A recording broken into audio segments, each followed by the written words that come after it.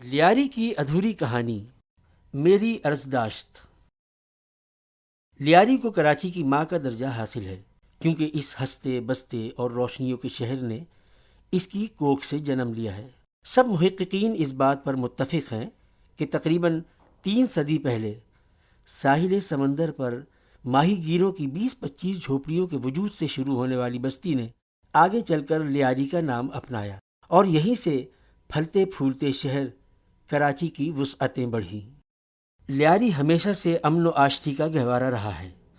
یہاں کے قدیمی باشندوں نے، جو خود بھی مکران اور ایرانی بلوچستان سے شفٹ ہو کر یہاں آباد ہوئے، تمام آنے والوں کو اس سرزمین پر خوش آمدید کہا ہے۔ اس لیے تقسیم ہند کے نتیجے میں ہجرت کرنے والوں کے کئی گھرانوں کے علاوہ یہاں ہر صوبے سے تعلق رکھنے والی برادریاں آباد ہیں۔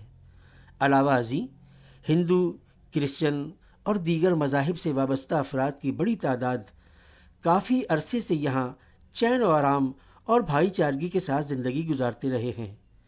یہاں کی سماجی سرگرمیوں میں ہر طبقے کے لوگوں نے اہم اور نمایاں خدمات انجام دی ہیں۔ آج امن و امان کے حوالے سے یہاں کے باسی رنجیدہ اور پریشان حال ضرور ہے، لیکن صرف لیاری نہیں بلکہ کراچی اور پاکستان کا تقریباً ہر طبقہ ایسے تکلیف دہ مراحل سے گزر رہا ہے۔ لیکن ایک رجاعیت پسندانہ یونیورسل مقولے کے مطابق یہ امید کر سکتے ہیں کہ دنیا میں نیکی ہمیشہ بدی پر غالب آئے گی اور ہر معاملے کا انجام اچھا ہوگا۔ لیاری سے میری جذباتی وابستگی اس لیے ہے کہ میں نے اس علاقے کے ایک غریب گھرانے میں جنم لیا، گلیوں کے شرارتی بچوں کے ساتھ زندگی کا آغاز کیا، لڑکپن اور نوجوانی مسرتوں اور خوشیوں کے حصول کے لیے جستجو میں گزریں، اور میری دانش میں کسی حد تک کامیابی بھی حاصل کی۔ اب جب کہ بڑھاپے کا سایہ سر پر منڈلا رہا ہے تو گزرے ہوئے پرمسرت اور حسین لمحات نے آ گھیرا ہے۔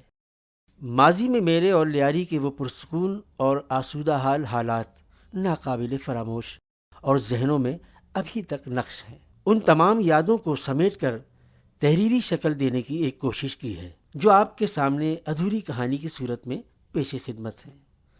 ادھوری اس لیے کہ لیاری اور میری کہانی کے چند کربناک گوشے ایسے ضرور ہیں جنہیں قلم کی روانی سے اظہار کرنا دشوار گزار عمل ہوگا۔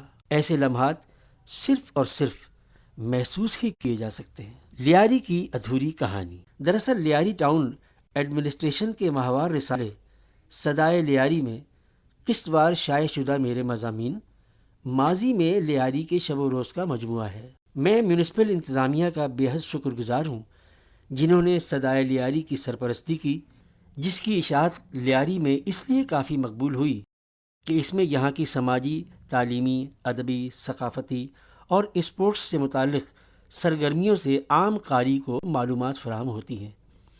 اس موقع پر لیاری ٹاؤن کے سابق ناظم ملک فیاض صاحب اور کوآرڈینیٹر حبیب حسن صاحب کا میں بے حد ممنون ہوں۔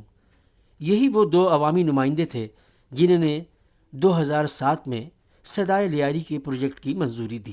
ان کے ساتھ ساتھ سابق ناظم محمود ہاشم صاحب اور ایڈمنسٹریٹر میونسپل کمشنر محمد رئیسی صاحب کا بھی بے حد مشکور ہوں، جنہوں نے صدائے لیاری کی اشاعت میں دلچسپی برقرار رکھی۔